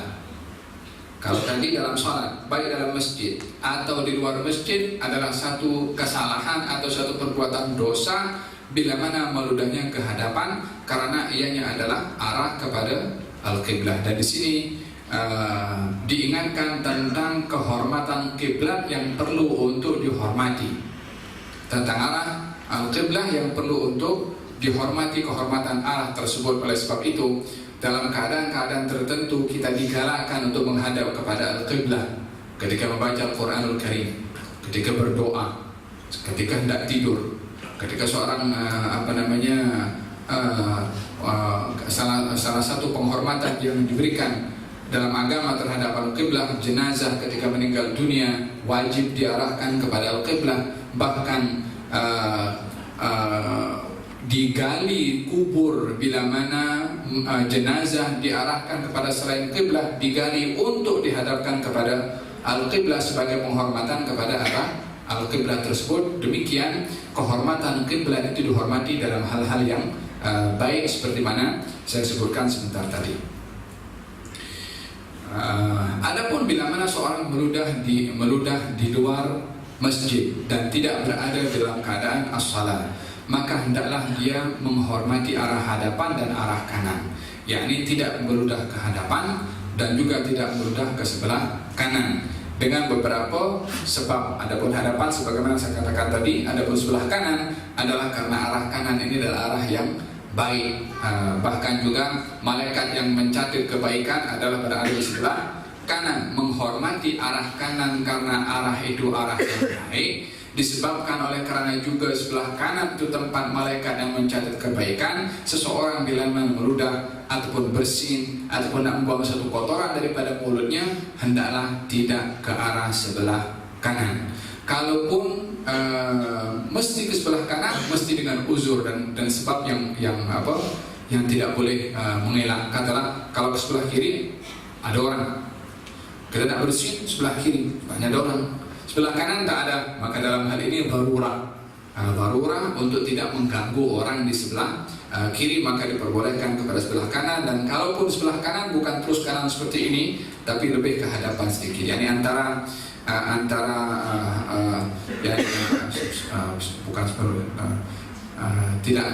90 derajat lah di antara sebelah kanan dan hadapan, tengah-tengah situ, supaya tidak ke hadapan dan juga tidak ke sebelah kanan. Bila mana tidak ada halangan sebelah kiri, maka hendaklah ke sebelah kiri. Dan juga sebelah kiri itu bukan kiri begini, tapi di antara tengah-tengah juga, dan di bawah kaki, maksudnya menghadap ke bawah, bukan ke hadapan situ, tapi ke bawah macam itu. Makanya dikatakan di sini awdah taqadamihi, atau di bawah kakinya, maknanya ke sebelah kiri, bukan terus ke hadapan seperti itu, tapi ke bawah seperti ini. Fahimtum, walakin an yasari aw tahta qadamihi thumma akhadha tarafa lidaihi. Lalu kemudian Nabi mengambil hujung bajunya, yakni kalau tak boleh membuang ludah ini khususnya ketika berada dalam salat ya. Kalau salat kita tak boleh meludah di yang tadi yang diperbolehkan untuk meludah ke sebelah kiri, itu bila mana kita berada di luar salat. Tetapi ketika berada dalam salat, maka kita tidak boleh meludah, termasuk sebelah kiri. Lalu bagaimana? Disuruh ambil kain yang dipakai selendang itu, lalu dibuka seperti ini, dan dikeluarkan, cakap ludah akan diludahkan, kemudian digosok. Apa tujuannya? Supaya tidak, kalau kahak lebih-lebih lagi, kemudian boleh dia mengalir dan jatuh ke bawah nanti. Tapi kalau digosok, maka dia tak akan mungkin jatuh ke bawah. Tujuannya adalah untuk menjaga kehormatan dan kesucian masjid. Fahim toh? Dan dalam hal ini baginda Rasulullah SAW, subhanallah, cara meludah pun diajar. Tak lengkap macam mana agama ini, meludah saja diajar. Untuk menghormati arah kiblat, menghormati arah sebelah kanan, juga menghormati sebelah kiri. Sebelah kiri ini meskipun ada malaikat juga, walaupun cantik yang tak baik, tapi ini malaikat juga. Yang bukan kiri langsung, tapi tengah-tengah sini, di bawah. Makanya dikatakan di bawah kakinya, yani hadapan sebelah sini kan. Kalau begini, di tanah kaki sebelah sini. Maknanya antara kiri dan hadapan, tengah-tengah arah kakinya. Ini bila mana di luar salat, bila mana di luar salat, bila mana hendak salat di dalam masjid khususnya, atau tidak meludah ke bawah, tapi dibuka kainnya, meludah di situ. Kalau mungkin kalau ada sapu tangan, kalau ada tisu, apa sajalah. Yang penting usahakan ludah itu ketika salat tidak jatuh ke atau tidak meludah ke masjid atau tempat as-salat. Walakin an yasarihi aw tahta qadamihi thumma akhadha kharafa ridaihi fabasaqa fihi thumma radda ba'dahu ala ba'd, yang dikembalikan, diusap oleh faqala aw yaf'alu hakadha. Hadis yang terakhir yaitu al-buzaqu fil masjid khati'atun, meludah di masjid adalah satu kesalahan, yakni satu dosa. Wa kafaratuha, kafarahnya adalah dafnuha, yakni menutup dengan tanah atau menguburkan ludah tersebut. Apa maksud menguburkan di sini? Maksud menguburkan adalah membersihkan ludah itu, baik dengan menggali tanah masjid itu sendiri untuk menutupi kepada ludah tadi, atau mengambil sesuatu untuk membersihkan ludah tersebut dan dibuang di luar. Itu pun bahagian daripada kafarah akan kesalahan dan dosa orang yang meludah di masjid. Artinya kalau orang meludah di masjid tanpa dibersihkan ludahnya daripada masjid, maka dia termasuk daripada orang yang melakukan satu kesalahan dan satu dosa.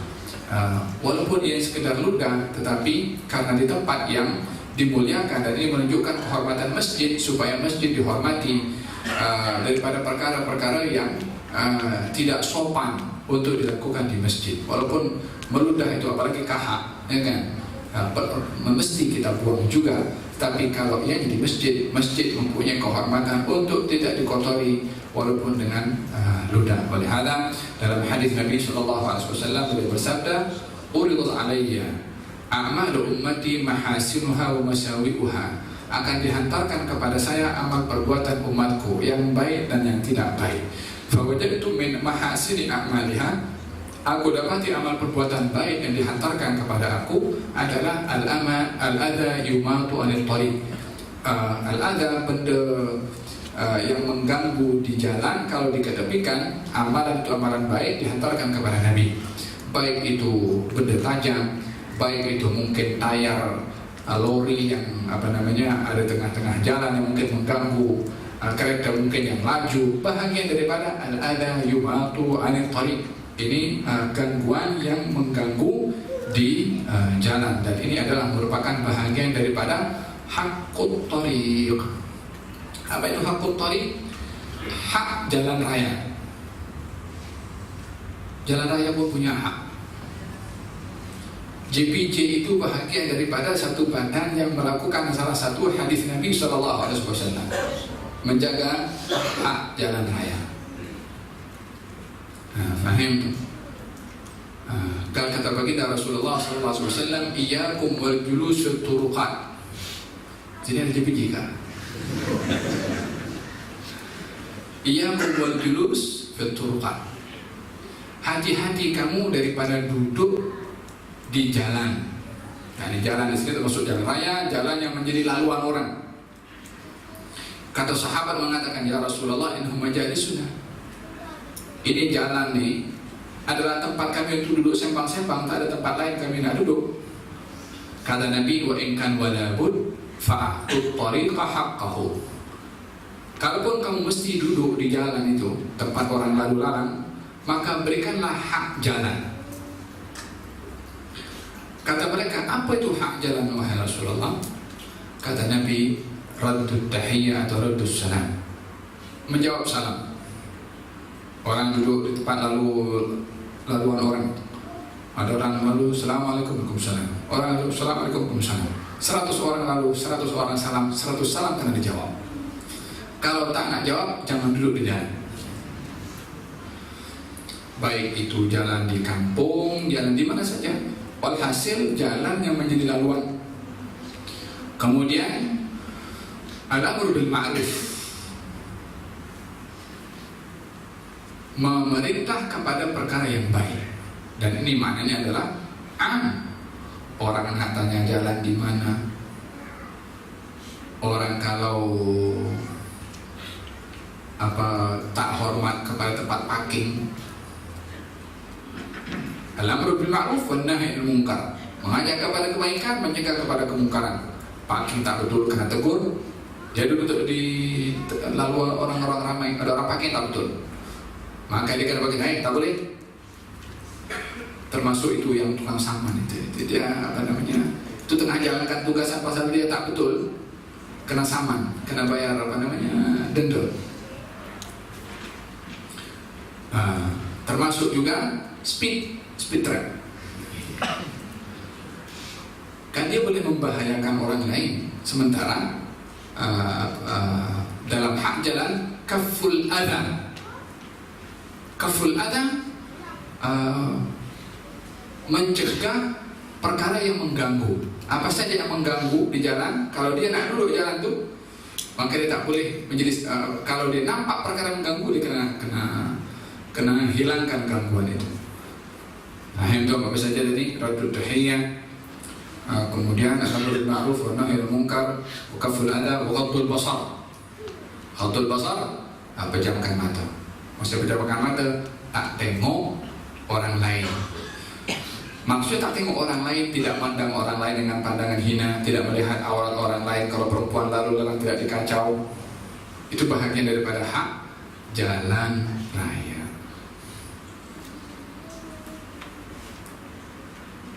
Yang menjadi syiar kepada JPJ, hak jalan raya. Walaupun banyak yang melanggar itu kena sama dengan speed trap. Idan iskulna al-buzaku fil masjid khati'atun, meludah di masjid adalah satu kesalahan. Kata baginda Rasulullah, aku mendapati daripada perkara yang buruk yang dihantarkan kepada aku adalah orang yang meludah di masjid tapi tidak dikuburkan ludah itu. Tadi Nabi mengatakan, aku mendapati amal baik yang dihantarkan kepada aku orang yang mengetepikan benda yang mengganggu di jalan raya. Yang kedua, dihantarkan kepada aku perbuatan tidak baik yang kecil juga adalah orang yang meludah di masjid dan tidak dikuburkan. Maknanya meludah tapi tidak dibersihkan. Baik itu kalau dahulu ditutup dengan tanah atau zaman sekarang adalah dibersihkan dengan tisu apa semua dan dibuang di tempat yang selamat, tempat sampah. Wallahu ta'ala a'lam bis-shawab.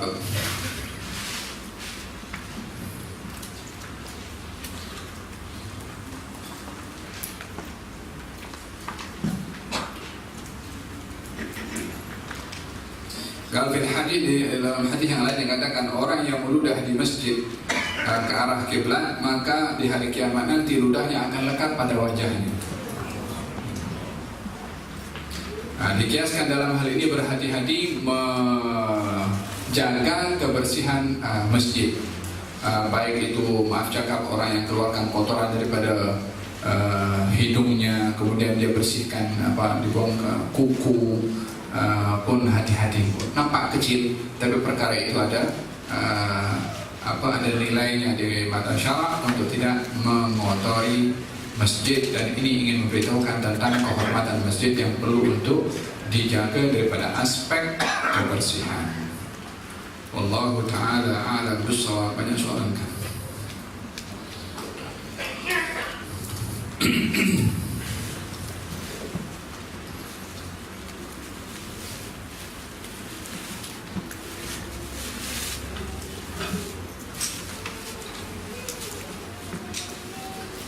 Jika seorang sholat di kawasan terbuka,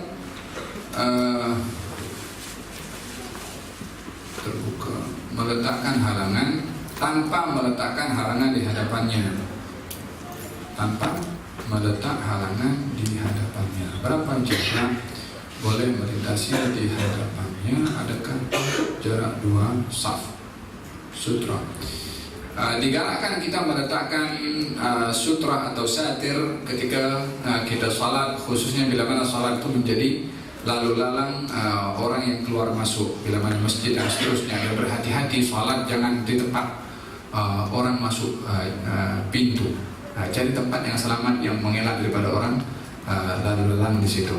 Karena dalam hadis Nabi memerintahkan supaya orang itu menghalang orang yang akan lalu di hadapannya ketika melakukan as-salat, sehingga kalau dia enggan juga, maka Nabi memerintahkan dengan satu kekerasan untuk menghalang orang itu lalu di hadapan orang yang salat. Dalam hal ini ingin menjaga kehormatan salat karena kita menghadap kepada Allah Subhanahu wa taala dan tidak ada selain daripada Allah yang kita menghadap kepadanya, orang yang lalu di tempat tersebut. Bila mana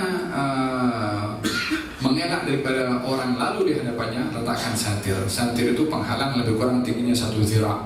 Bila mana boleh 1 zira', 1 hasta diletakkan di situ, baik itu tongkat kamera ke atau meja ke atau kursi ke. Sunnah untuk meletakkan satir. Baginda Rasulullah bila mana salat meletakkan tongkatnya di hadapan, di belakang tongkat itu banyak yang lalu, kambing lalu, perempuan pun lalu di situ. Artinya yang penting meletakkan satu penghadang ketika hendak melakukan as-salat. Adapun kalau tidak meletakkan penghadang, selagi orang itu mampu untuk menghalang orang yang akan lalu, maka dia adalah menghalangnya. Adapun orang yang akan lalu di hadapan siapa orang yang sedang sholat, hendaklah mengelak jauh lah, jangan dekat yang mudah orang itu untuk menghalang orang itu lalu di hadapan. Saya sholat zuhur jamaah takdim qasar dengan asar bersama imam. Setelah sholat zuhur 2 rakaat, diberitahu orang kiblatnya salah, lalu imam sambung sholat asar dengan kiblat yang betul tanpa sholat semula zuhur. Perlukah imam sholat semula zuhur 2 rakaat? Bagi mazhab Syafi'i, ya. Karena sholat zuhur sekali lagi disebabkan karena tadi saya sebutkan ada beberapa pandangan, 3 pandangan. Dalam mazhab Al-Kufi tak perlu kalau sudah selesai, karena waktu itu sudah berijtihad arah kiblat begini ternyata keliru. Bagi Imam Malik wajib sholat selagi waktu itu masih ada. Dalam mazhab Imam Malik dan mazhab Syafi'i adalah wajib untuk mengulang sholatnya.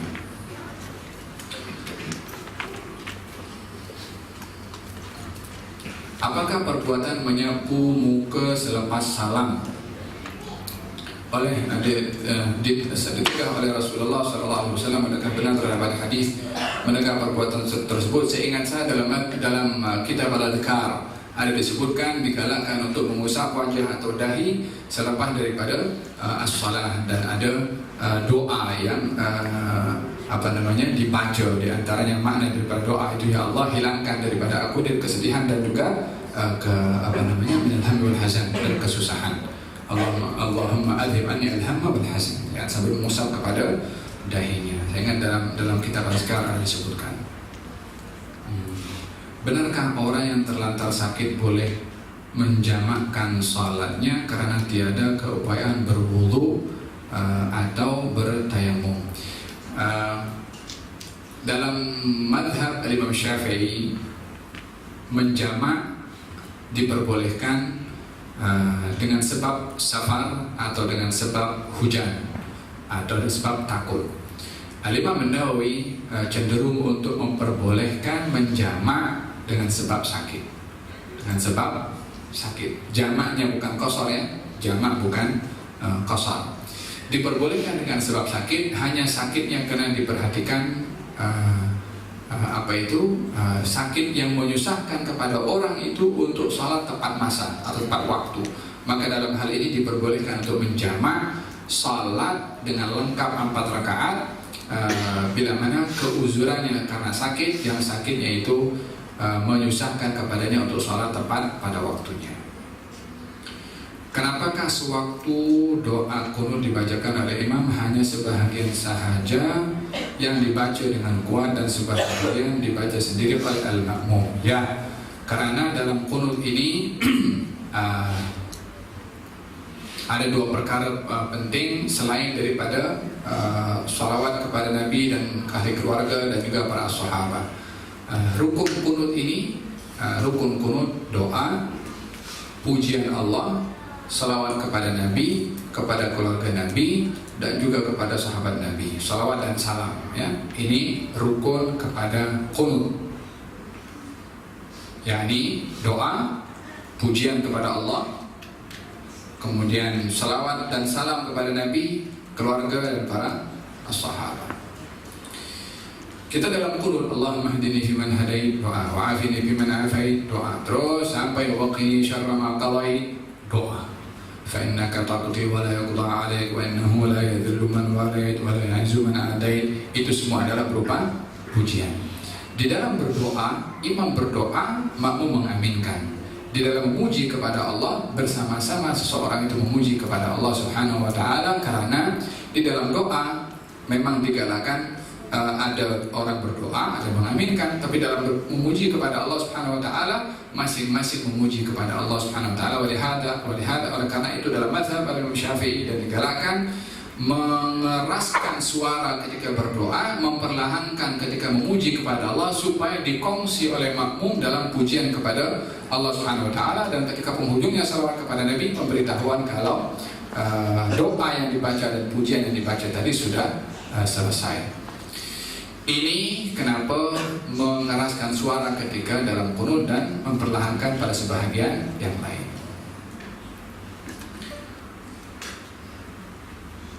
Bolehkah kita mencabut bulu dada?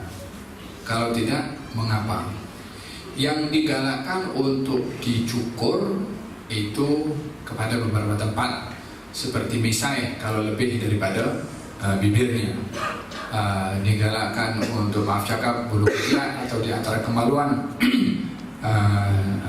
Ini digalakkan untuk dilakukan sebagaimana dalam hadis khamsun minal fitrah, 5 perkara di bahagian daripada fitrah.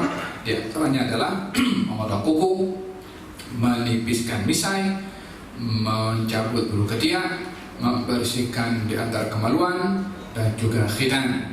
Ada berapa? 5. Adapun selain daripada itu tidak terkait daripada fitrah ataupun tidak terkait dengan unsur fitrah yang saya sebutkan tadi.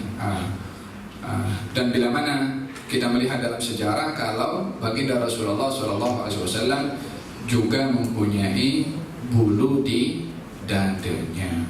Kalau dicabut oleh seseorang, maknanya dia tidak kalau dia ingin menjaga untuk meniru kepada Nabi SAW, maka tidak mengapa. Kalaupun mencabut tak ada kaitan dengan haram sekalipun. Untuk salat jamak takhir, manakah lebih afdal dahulukan, salat zuhur atau maghrib, atau kemudian salat zuhur? Kalau jamak takhir, di antara perbezaan jamak takdim dan jamak takhir, kalau jamak takdim wajib mendahulukan salat yang pertama sebelum yang kedua. Zuhur dengan asar wajib zuhur dulu. Maghrib dengan isya wajib maghrib terlebih dahulu.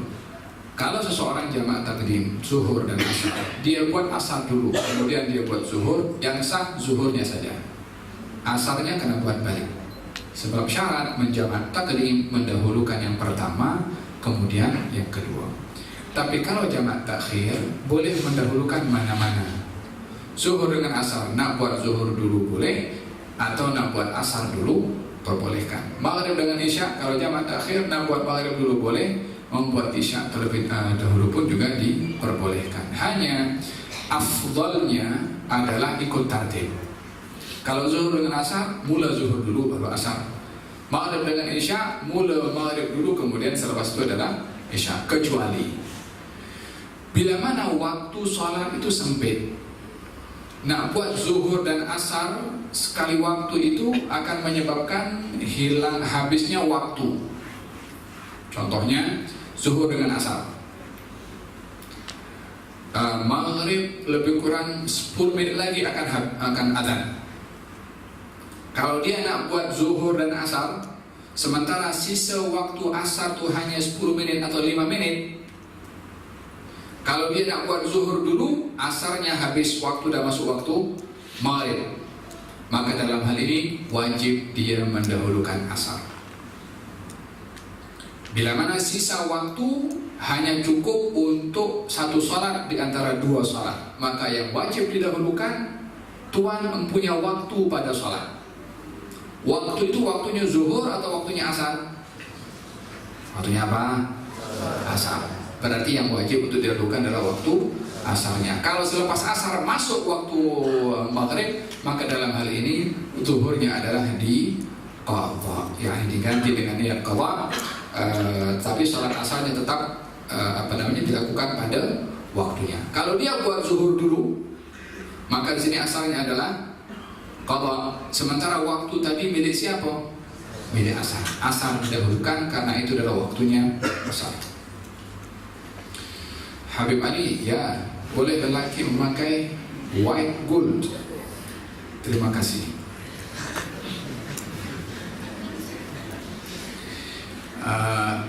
Emas putih, kita kena mesti memahami sesuatu yang terkait dengan emas adalah dilihat bukan pada namanya, tetapi kepada bahannya. Emas itu, bahannya emas, kalau warnanya pink tapi bahannya itu emas, ya tetap hukumnya adalah haram. Tapi kalau bahannya itu bukan daripada emas, walaupun namanya itu emas, maka ianya adalah tidak haram.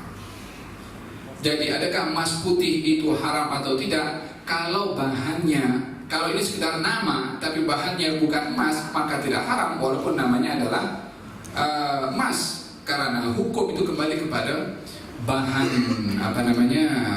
buatan emas itu sendiri. Karena minyak itu namanya emas hitam. Minyak itu gelarannya emas hitam. Adakah dia emas? Bukan emas. Jadi yang namanya emas putih atau emas hitam atau emas pink atau emas apa saja, kalau bahannya itu daripada emas, maka ianya adalah haram walaupun namanya bukan emas. Walaupun dinamakan ini besi, padahal bahannya emas, ya haram tetap, karena hukum dinilai daripada original bahan. Faham ya?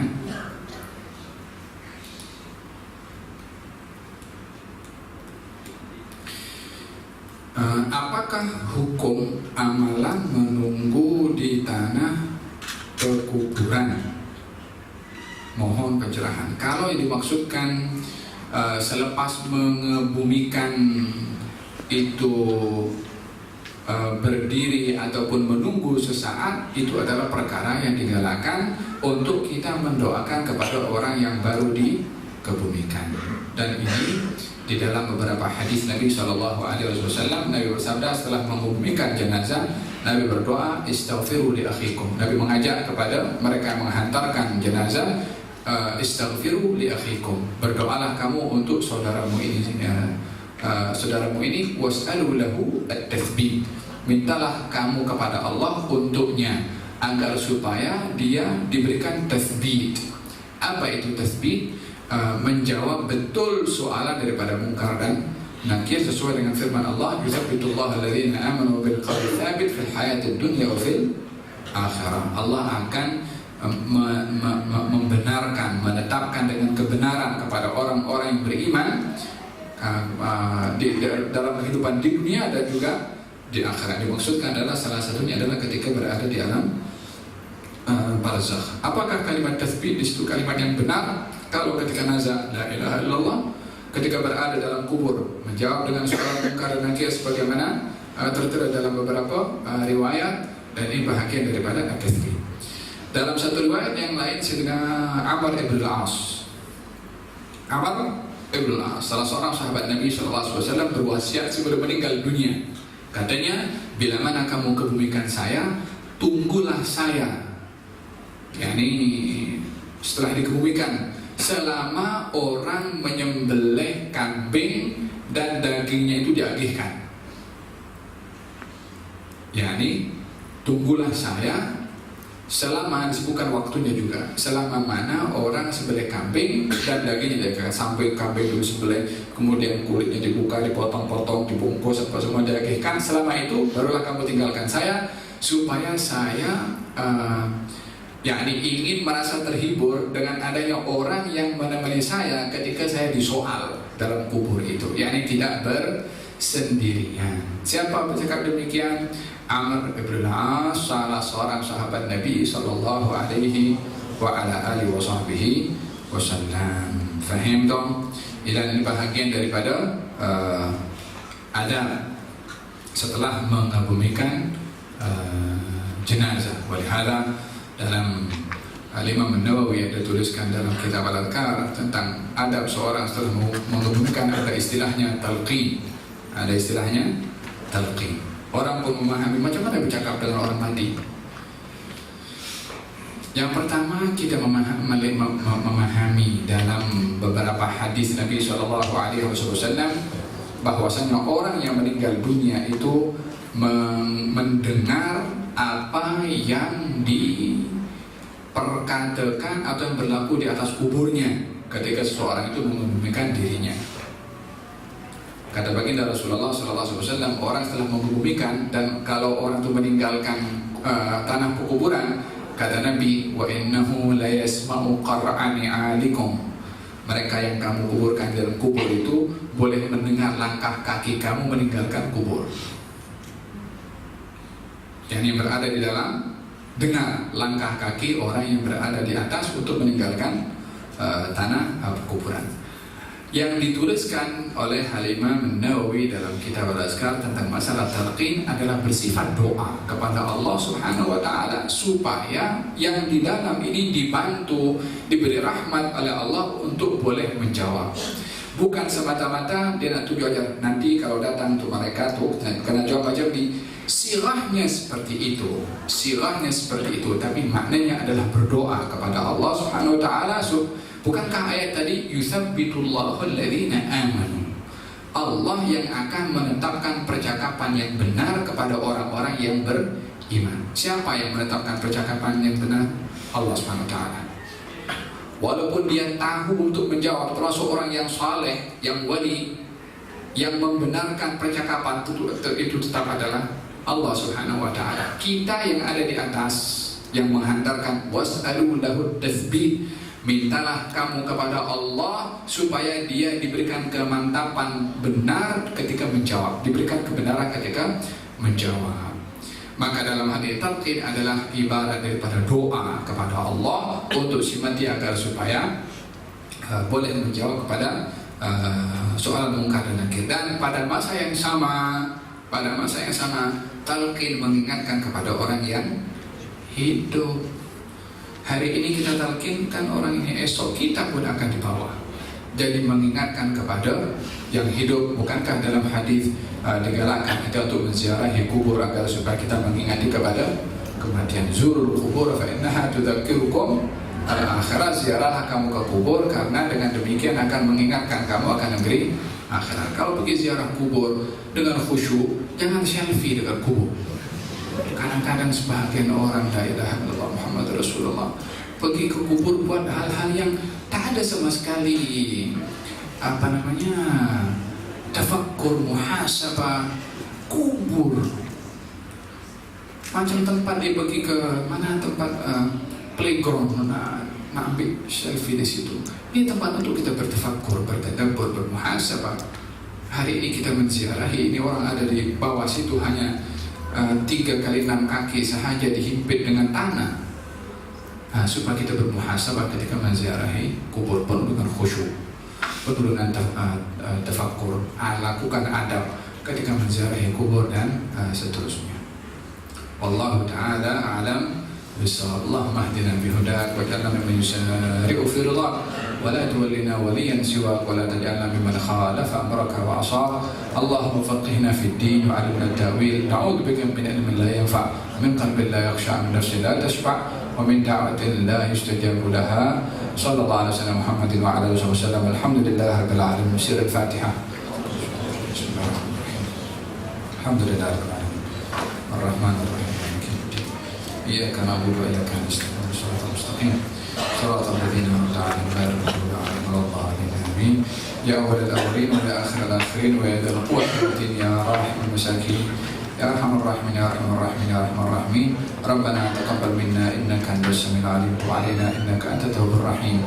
Da'wahum fiha subhanakallahumma wa tahiyatuhum fiha salam. Wa akhiru da'wahum alhamdulillahi rabbil alamin. Mohon maaf saya batin, selamat hari raya, kullu aam wa antum bikhair. Saya kan masih di Syawal sekarang, belum lambat lagi saya nak cakap.